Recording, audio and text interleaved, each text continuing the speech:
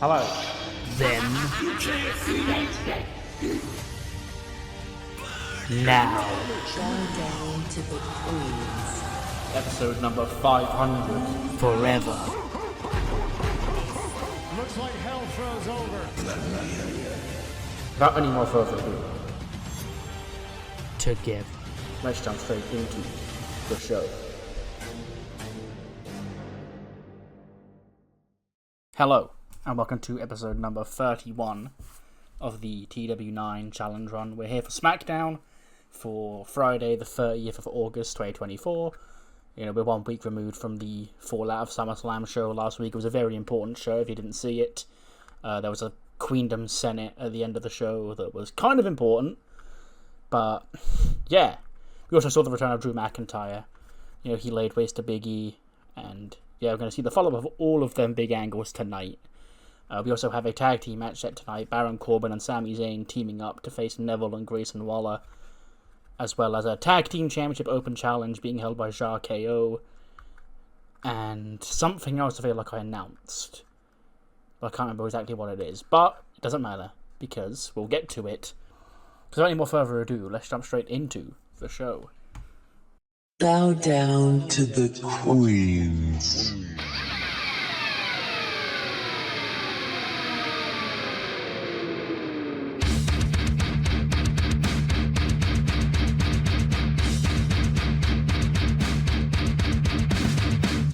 Omega.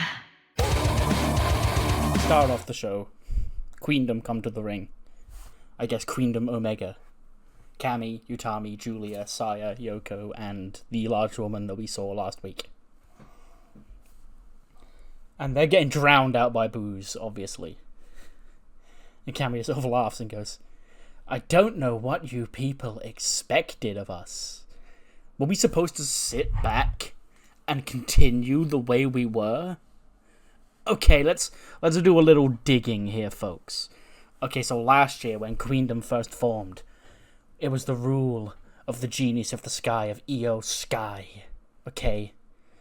And for a long, long time there, things were working out great for us, but after WrestleMania, things took a turn for the worst.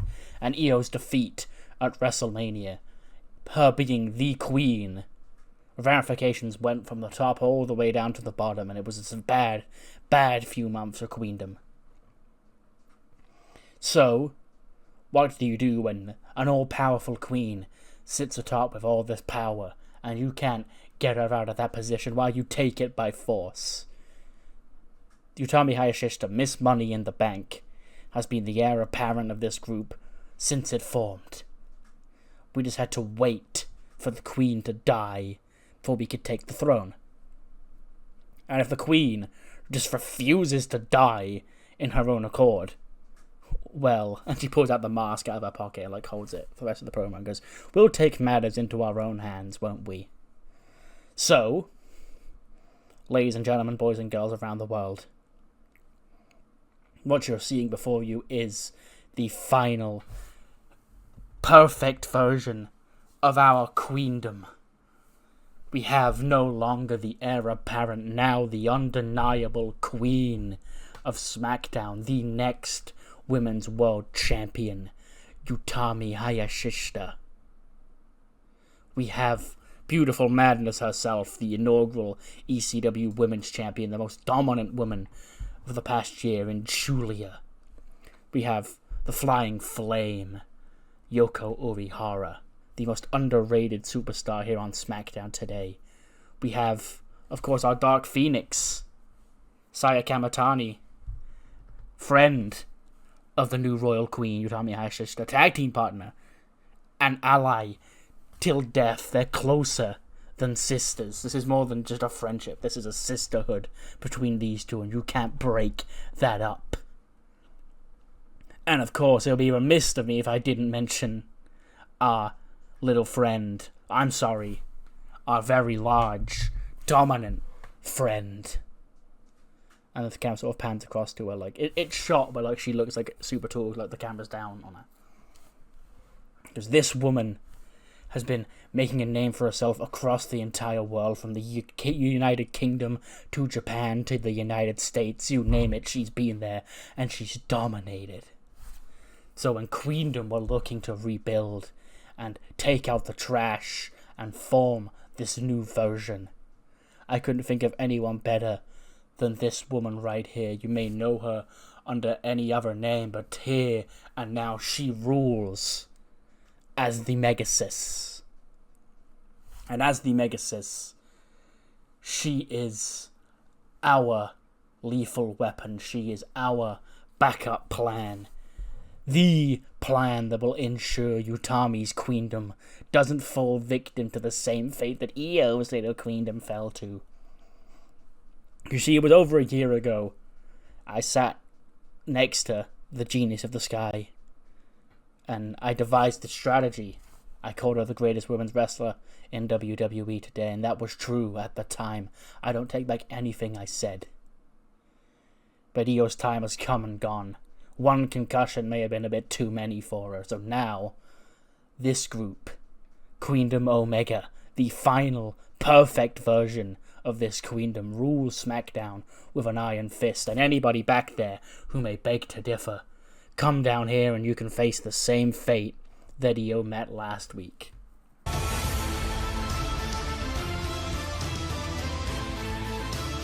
Out comes Kairi. Kairi still almost thinking she starts shouting in Japanese at Cammy. I was easy, Kairi. You know, I don't know if you're brave or if you're stupid or both.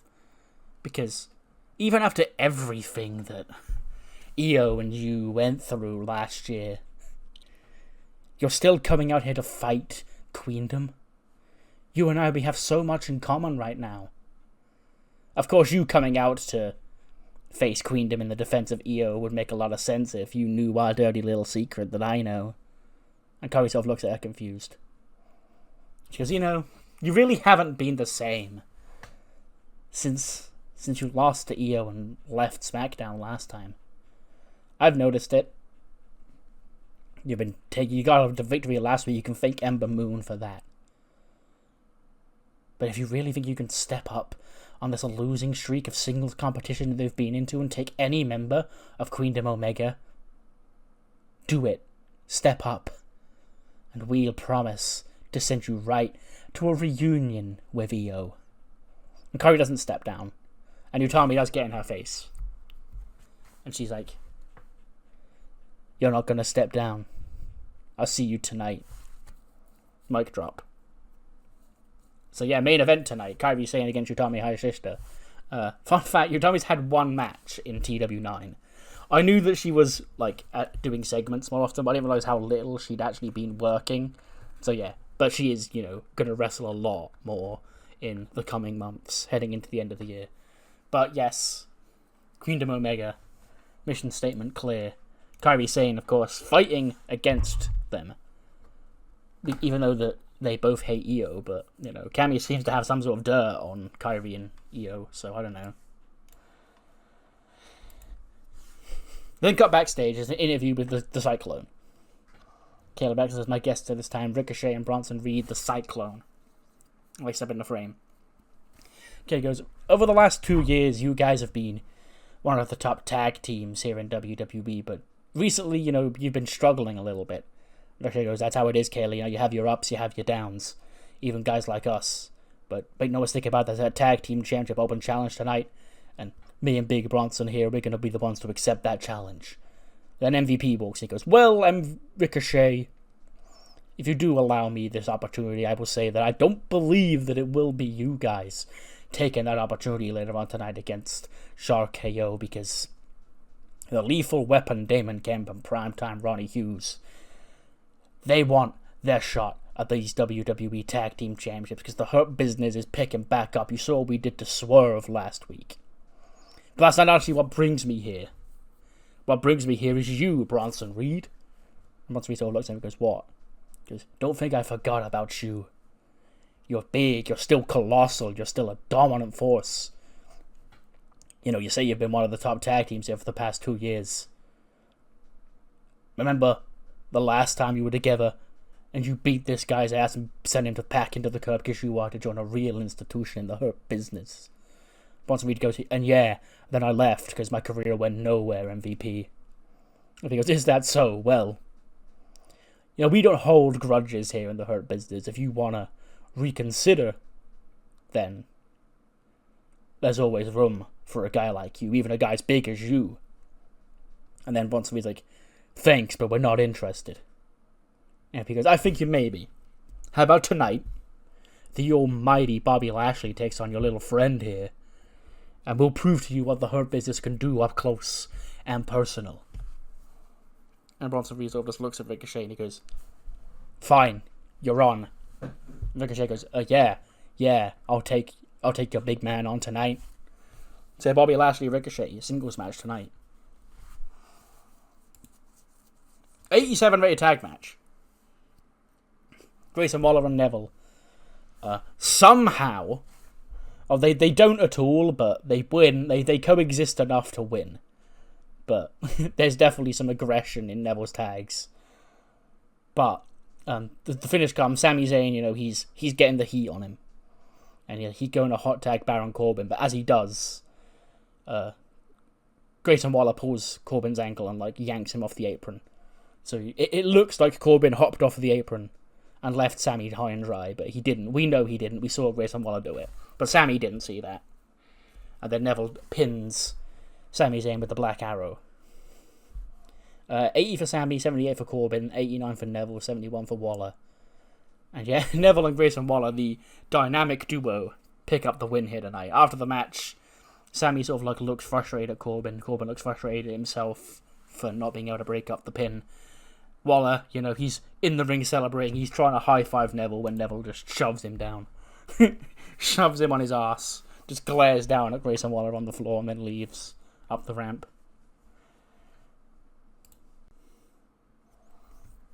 We then cut backstage.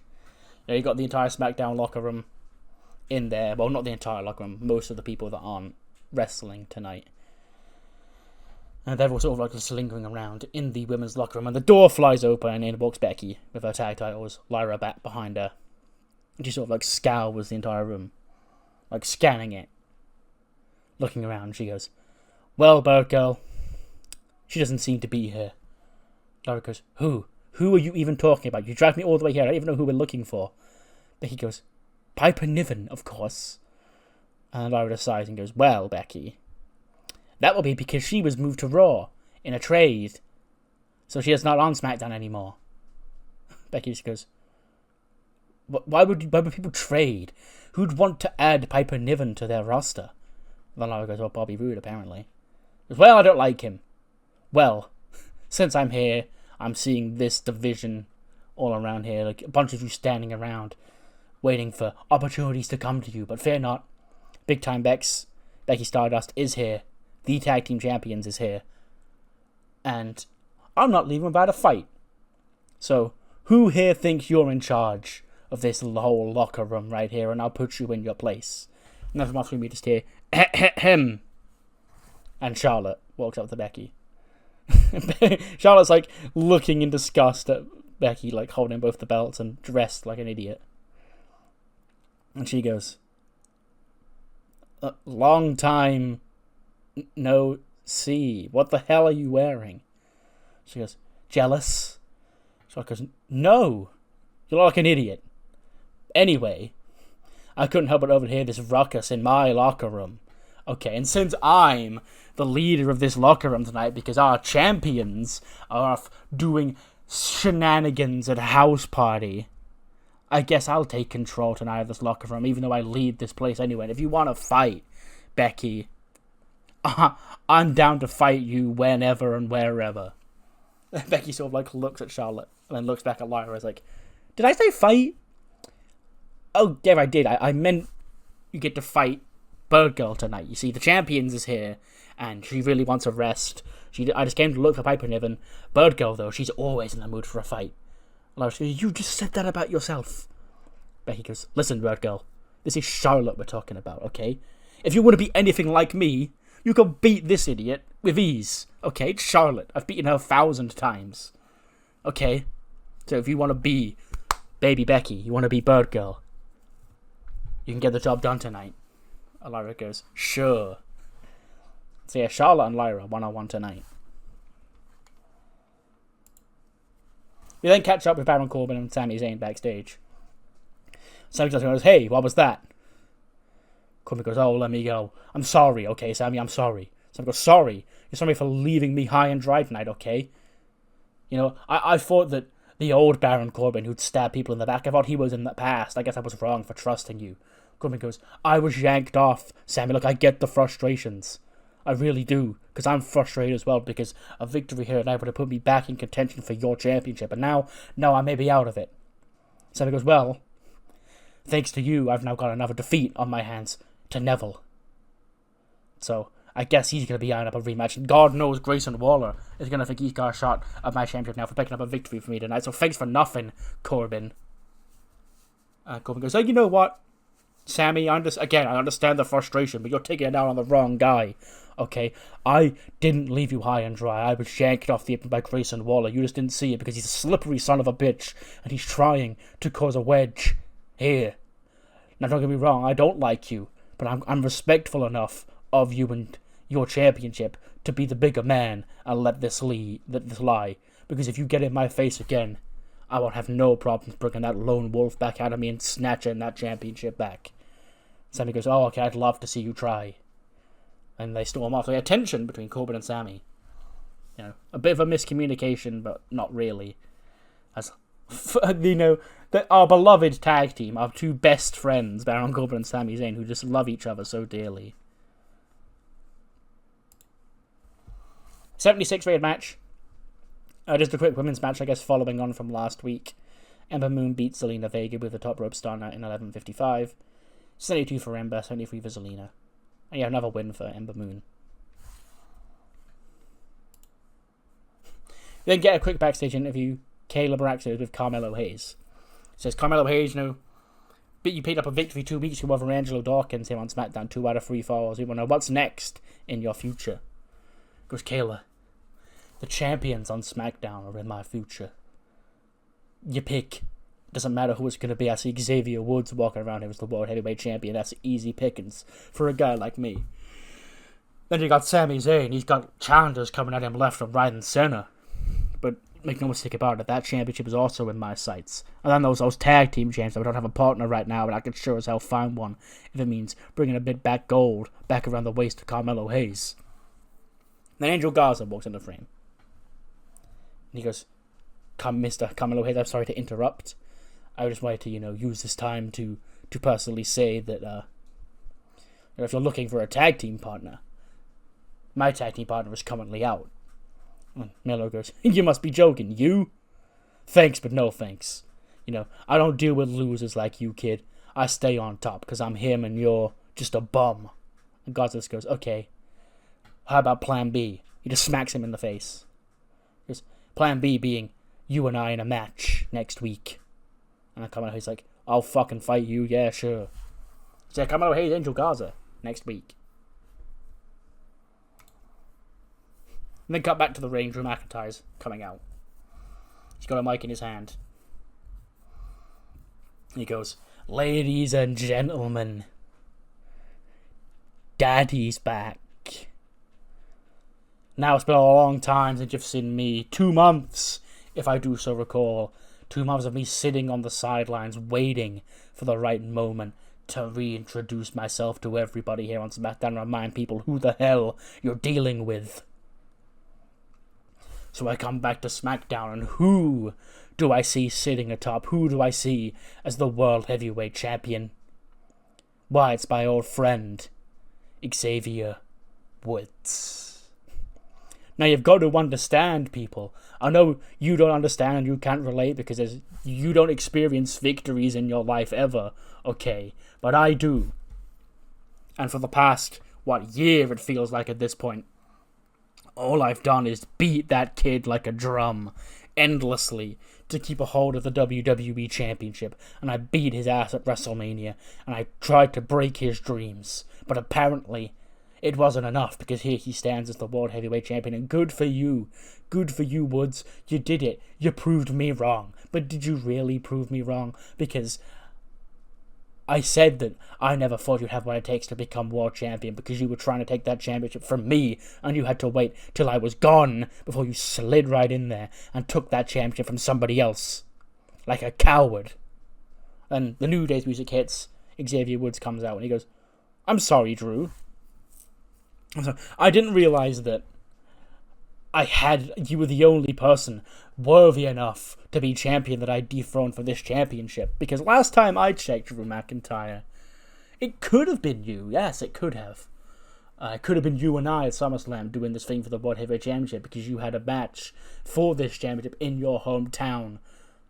And you lost, fair and square, to the greatest world champion of this generation, Swerve Scott. The world champion that I beat. So if I can beat a guy who embarrassed you in your home country, you really don't think I can beat you? And Drew goes, I don't think you can't beat me. I know you can't beat me. Look at the history books there, Woods. They don't lie. It goes Xavier Woods 0, Drew McIntyre like 5, 6. I lose count of how many times I've kicked your head off. But if you really want to back up the words that you're saying right now, you want to prove that you can, this one time, pull off the miraculous fluke against Drew McIntyre, I'll have no issues caving your head in again. So how about it? You and I for the World Heavyweight Championship. Paris, France, at Bad Blood. And Xavier Woods goes, You don't think I've been wanting this for 7 whole days, Drew? It goes back more longer than 7 whole days. This goes back, like you said, last year. It's been my determination to beat you for the World Championship. And sure, now I'm the champion. I've got my back against the wall. You're the one with nothing to lose. But that's going to make it all the more sweeter. I'm the one with my back against the wall. All of this that I worked so hard for to fill this New Day prophecy, to become the final member of this group, to become world champion, it could be all ripped away in one night. I'm the one with those odds against my walls, but yet here I am, standing at you, man to man, face to face, saying you want me at Bad Blood? You want me for this? You're on. And Drew just laughs. He goes, Hey Woods, did you not see what I did to E last week? Congratulations on fulfilling this little prophecy and your childhood dream of becoming the king. Because it can be gone in a blink of an eye. All it takes is a 3, 2, 1, and like that, it's gone. So yeah, Bad Blood, Drew McIntyre, Xavier Woods, World Heavyweight Championship match. Big shit going down in Paris. I think it's on the 28th of September. Yes, so 4 weeks away. We then see Pretty Deadly backstage. They're still reveling in their SummerSlam victory. When Brooks Jensen walks in, he's got a big box. He planted the blocks down there and goes, Hey, are these the musical props that we asked you to get? Brooks goes, No, but, it's something even better. Toby says, What could be even better than the props are Pretty Deadly the musical, so we can actually start production on this thing? This. And he pulls out a bedazzled briefcase. It looks like a disco ball. He goes, I figured, Mister's Money in the Bank can't be carrying around that ugly eyesore. So I got you Mister's Money in the Bank. A brand new briefcase. It's the least I can do to make up for, Fragrance Gate. And then Elton and Kate sort of just look at each other with big shocked faces. They go, Bro, Brooks, you didn't have to do this. And Brooks goes, It's the least I could do for the guys who gave me a career here in the WWE. And they both sort of just open the briefcase and it's all shiny on the inside. Oh, no, even better. They open it up and it plays like their theme song or whatever. Like one of those cards you open up and like, oh my god, yes, boy. Perhaps we don't even want to cash this in. Perhaps we just carry this briefcase around for the rest of our careers. Because look at how good it looks on us. So yeah, new custom briefcase is pretty deadly. Funny stuff. 83 rated match. Bobby Lashley and Ricochet. Of course, Big Bob does win. He pins Ricochet, 12.53 for spear. 78 for Lashley, 93 for Ricochet. And yeah, obviously Bronson Reed is at ringside for Ricochet. The rest of the Hurt Business at ringside by Lashley. And Big Lashley does pick up the win. He's celebrating, he's doing the big fist pumps. When Ronnie Hughes and Damon Kemp start into the ring and they start attacking the Cyclone. Bronson Reed, gets to his feet. Or gets into the ring. Lashley spears him. Probably locks him in the Hurt Lock. As Damon and Ronnie beat up Ricochet. When out rushes Swerve to make the save. He runs and he Swerve stomps Damon Kemp. He gives the big kicks to Ronnie Hughes. And then him and Bobby Lashley go face to face. And Swerve's not backing down from Bobby Lashley. He smacks him once. Lashley strikes back. They exchange strikes. And Ricochet and Bronson Reed are to their feet and they try and join in. But Lashley does get away. And MVP goes, hey, big win tonight, the almighty Bobby Lashley. We don't need to be dealing with those jokesters. They don't know what's best for their career when they turn down our advances. History will forget them, and they'll remember the Hurt Business. But then, go to ads, I imagine, off that. And we come back and Swerve's walking through the hallway, and he sees Lord Bando backstage with Bronco Nima and Lucian Price. He goes, can I talk to you? He goes, what is it, Swerve? And he goes, Bando, I'm not lying here now. This Hurt Business deal has got to be dealt with. Last week, they went a step too far. They stepped into my house and they took me down. Okay? But I'm here tonight, and I'm coming for each and every single one of their heads. And I need you to be by my side because we're like family. Because of course I'll be by your side, Swerve. I was just talking to Bronco and Lucian, trying to get their heads back in the game. And, if you need allies against the Hurt Business, you can always give them a call again, get the old Mogul Embassy back together. Swerve goes, come on now. Bando, that's in the past. Me and Bronson and Ricochet, we got this.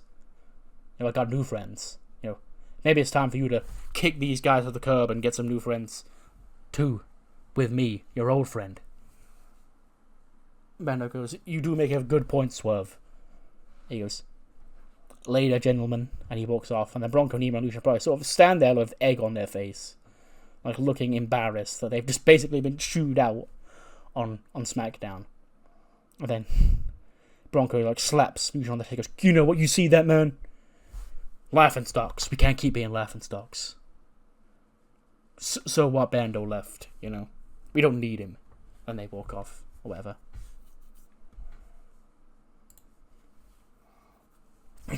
Ilya Dragunov and Randy Orton, the WWE Tag Team Champions, come to the ring.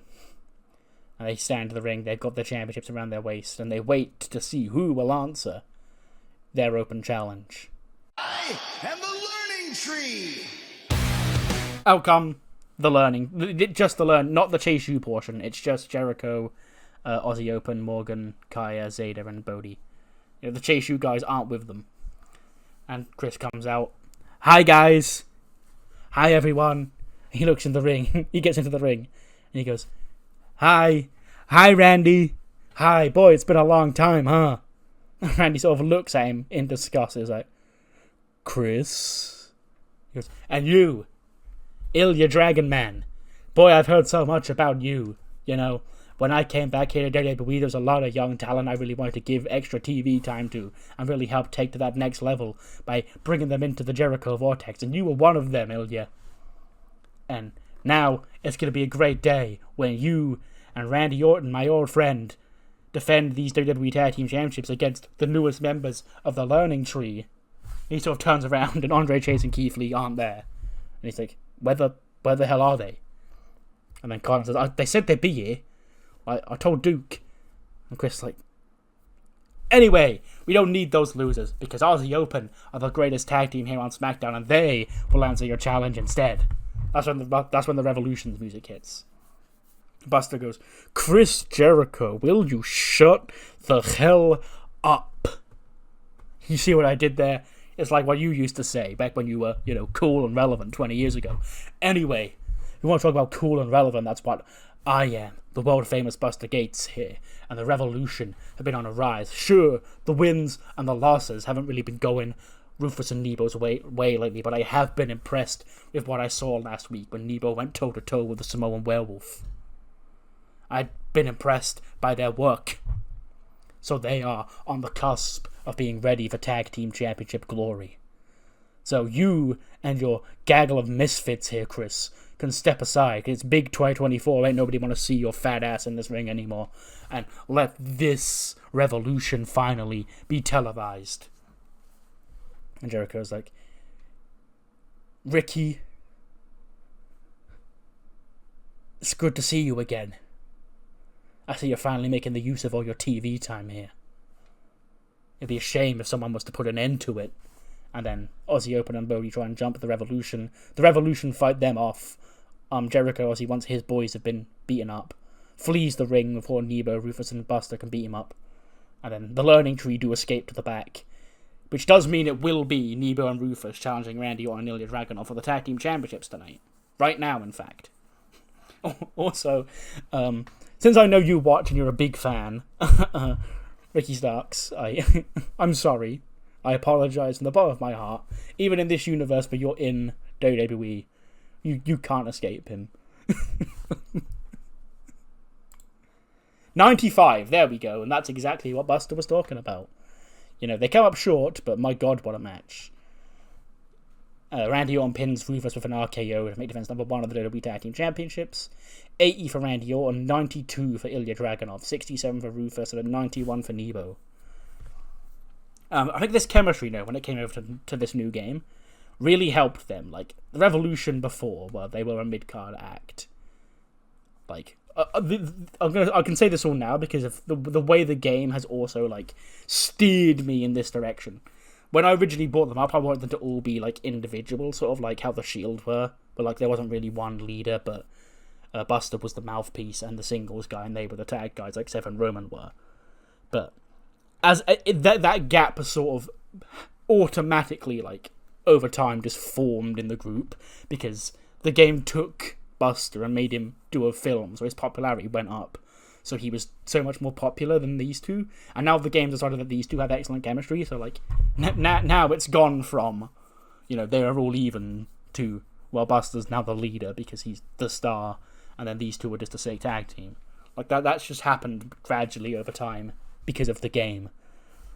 But yes, anyway, rant aside, RKO do pick up the win. We then cut back. Jericho storms into the I guess the Learning Tree locker room, and the rest of the Chase U. I'm gonna call this what they effectively are is the Learning Tree B team, because they're all set as lackeys. Because, like, that's how they're treated in the group, because, like, they're the outcasts that Jericho doesn't even really want. But I will collectively refer to when I collectively refer to Chase U, I'm talking about, Andre, Keith, Duke, Haley Hams, Shane, and Thea. He storms in, and the Chase U members are still just sat there. He goes, "Where the hell were you guys?" And then Andre Chase goes, "We had important business to do back here." And Jericho gets in his face, and he goes, "Listen here, Junior. I warned you last week. Your little university that did nobody any good is gone. I rule this place now. I deliver the teachings. I guide the future. And you sit back and you do what you have to do. And you," he points at Duke with a bat. He goes, "Kylon said he spoke to you about this." Duke goes, I must have forgot, sorry." So, "Do you really think that's funny? You know what, Duke, if that is your real name, here's an ultimatum for you. Next week, you go out there and you embarrass Buster Gates for what he did to us tonight. Because what happened when the Learning Tree was embarrassed tonight, that was on your hands. Or I can tell the whole world why you really enrolled in Chase University this summer. What's it to be?" And Duke goes, I'll take on Buster next week. And Jericho snaps back out of his anger. He goes, "Great! I can't wait to see. It's going to be a great learning experience for all of us. Hopefully this time, you guys can all make it out there to watch your friend wrestle. Bye, guys." And he leaves. And then, Duke is looking very, stressed. His face is matching his headband in colour. Then get a quick video recapping the aforementioned, farewell house party hosted by Dakota Kai at her house for Tegan and Piper, who are off to Raw. So yeah, after tonight, they will be officially on Raw, and I guess if they win the belts back, they can come back whenever, but sure. No, it's just, a fun time, them all reminiscing, around a table or whatever. Reminiscing about how they're all still the Liberators, brands can't separate their bond because they've got these, little friendship bracelets that have Liberators written on them. And Dakota goes, this is us, we're going to be on different brands now. Feel free to come by anytime and, just make yourself home if I need house sitting. And she hands the keys to Tegan and Piper. And Kat's like, "Oh, great, they get keys, but I don't." Because of course you do, Candice, there you go. And yeah, if you ever feel like, I'm away and you need to do stuff around here, feel free to let yourself in. We're friends like that now. Because we're bonded, and yeah, I guess this is it. Are we going to do this? Dakota sort of gestures to put her hand in the middle of the table. And they do they know it's corny, but they do it anyway. But they will put their hands together and, do the Liberators thing. And then, before they leave, they snap a photo together. Candice, Tegan, and Piper. No, Candice, Tegan, and Dakota. That is, Piper takes it. She's like, "Oh no, I won't be in it. It's fine." Because, the real photo that I'm using doesn't have Piper Niven in it. But yeah. So long, Tegan and Piper. Then cut to Gorilla. Lyra's in there warming up, and Becky goes, "Okay, Bird Girl, this is Becky Lynch 101, okay? Charlotte Flair is easy to beat if you know these 3 short steps. Number 1, avoid that figure 8. I've tapped out a couple of times to it, I'm not proud of it. It gets us all sometimes, Bird Girl. Number 2, she likes to do this thing where she gives you a moonsault if you're on the outside of the ring. So don't go outside the ring, because she'll pick you off of that moonsault from anywhere. And number 3, and I goes, Becky, I appreciate the advice, but I'm my own woman, and I want to see if Lyra Valkyria can get the job done tonight. I don't want Becky Lynch to get the job done tonight. But what would really help me out? If I could carry my tag team championship out to the ring." Becky goes, "What tag team title did you win? Did you go to NXT with Kelly to win a tag team championship without me?" "Bird Girl, that's so great. Why is it not with you right now?" She goes, "Oh, never mind," and leaves to go out for her match with Charlotte. Gets an 82. Sure, we'll take that. Unfortunately, though, Bird Girl can't get the job done on her own. Perhaps if she'd have listened to Becky, she could have. But Charlotte does pick up the win. 12 minutes and 40 by pinfall. 71 for Lyra, 86 for Charlotte Flair. After the match, though, Charlotte does get a mic. She goes, myself and Becky, we are never going to see eye to eye, probably again. But there's one thing I actually have to stand up here and give credit to Becky for. I actually thank her tonight for showing up to SmackDown. I'm serious, because, at least one champion had the balls to show up on SmackDown tonight. I saw Candice and Dakota's cute little farewell party, and my God, I want to gag. That is our women's world champion? Valuing friendships? Okay, sure, I've got the Royal Dynasty by my side, but I'd kick either one of these two to the curb if it meant keeping a hold of a women's championship. And at that point, Ava Raine sort of glares at Charlotte when she says that. But Ariana Grace just continues to be oblivious, just staring straight down the camera, smiling with a big grin and nodding her head, going, "Yes, you tell him, Queen." So, we've proven tonight what happens when the SmackDown Women's Division is under the rule of me. And we can make that all but official when I, Charlotte Flair, become the Women's World Champion. But we can't make that official tonight because our champion is not here. Wah. Bop, bop, bop. Dakota, I didn't realize you were chicken. You know, after all this time, you beat Io at SummerSlam. That was supposed to be your coming out party. You stood in this ring last week, looked me in my face and said that you were better than you've ever been because you proved you could be because you beat Io, and now you're running off? Scared of me? Coward. But don't worry, if you want to show up next week, I get it if you don't because, you know, you've got a target on your back. But I'll be here. Will you?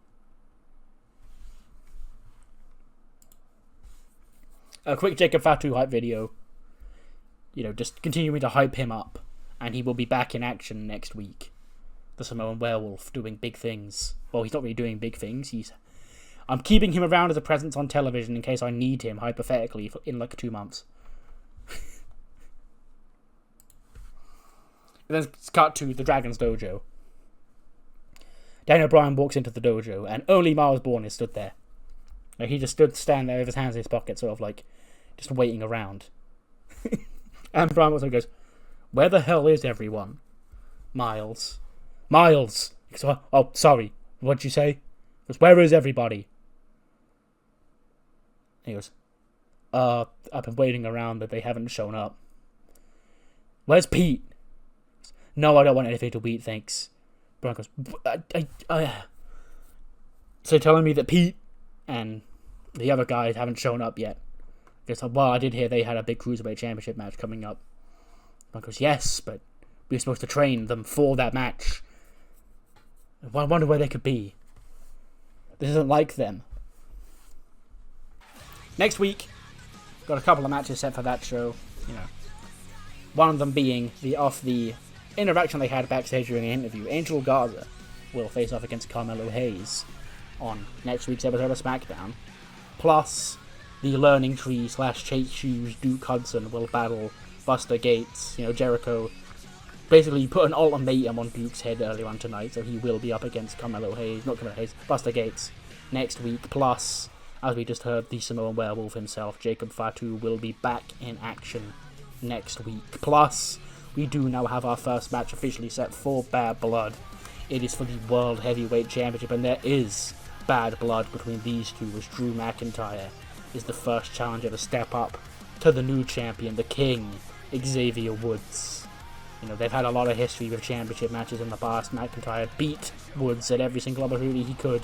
So you got to think he is the favourite to walk out of Paris as the World Heavyweight Champion.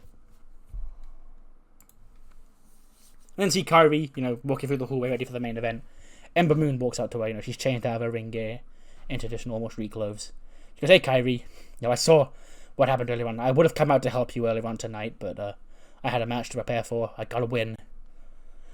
I heard those Queendom girls, you know, they were talking about us and me, and I don't like it when they got my name in their mouth. So they're obviously going to try and be out there and try and screw you over tonight, so I'm going to be coming out with you to watch your back." And Kyrie goes, "Nice, ahoy." And then they leave for the match. Gets an 80. Okay, sure, why? I guess Kyrie's not... Oh, I guess I did beat her a lot, so my momentum might be a bit bad. But it does go 18 minutes. Kyrie does run at Utami close. But in the end, Utami does defeat Kairi Sane with the Samoan drop, I guess, the hijack bomb. But I haven't changed their finishes. In 17:33, 82 for Utami, 76 for Kairi.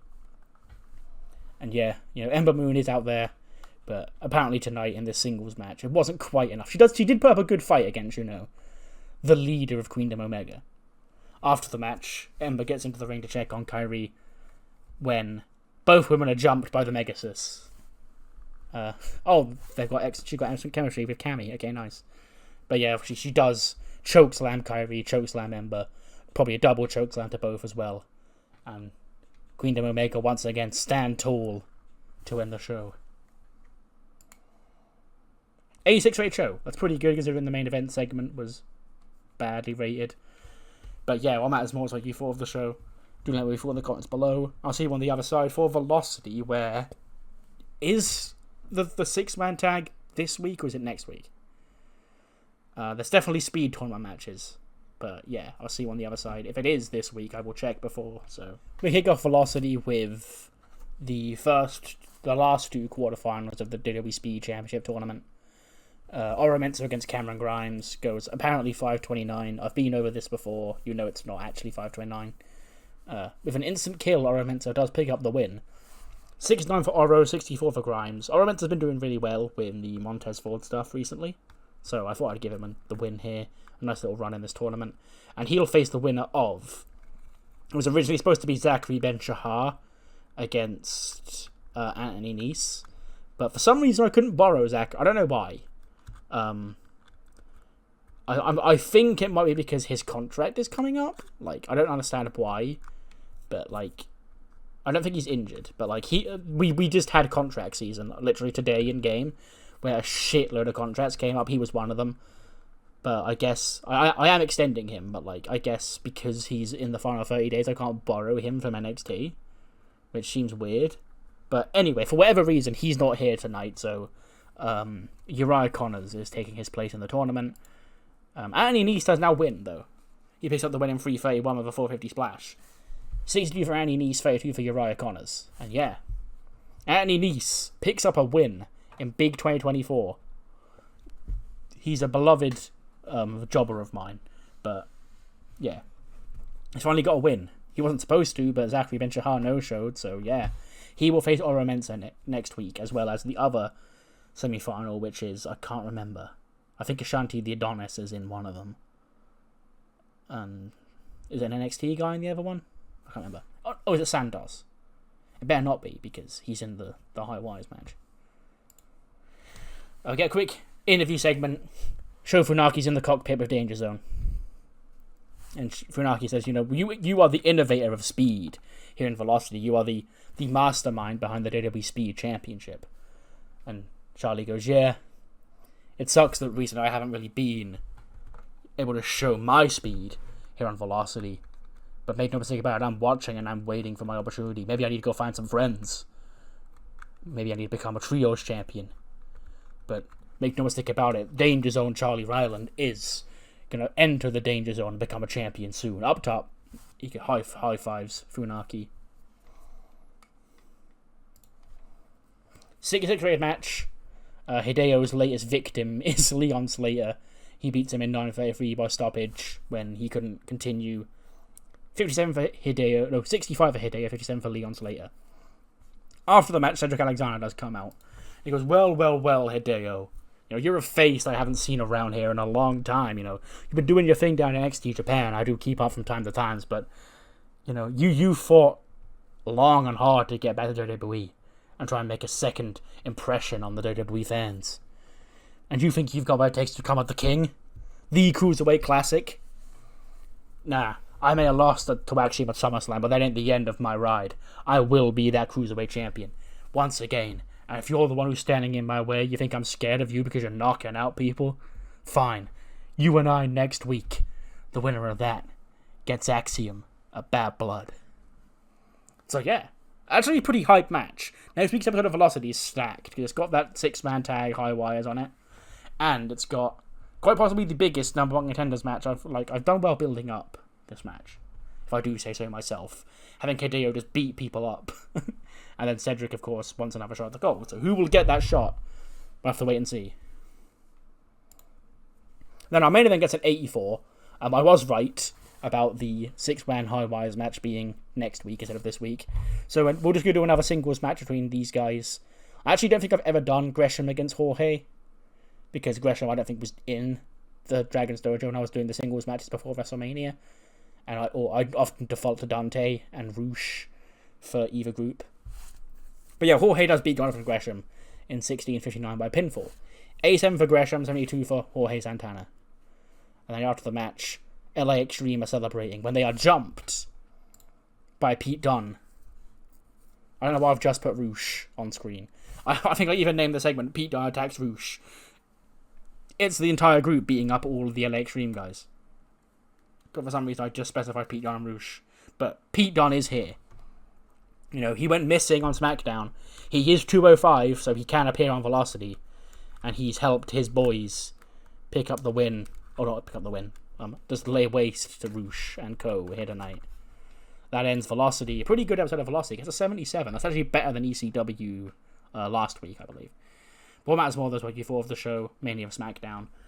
Do leave me in the comments below, and I'll see you next time for Raw, where we'll find out the two finalists in the WWE Championship Tournament of Champions, as Gunther faces Montez Ford, and AJ Styles and Finn Balor face off in a rematch from SummerSlam. See you then.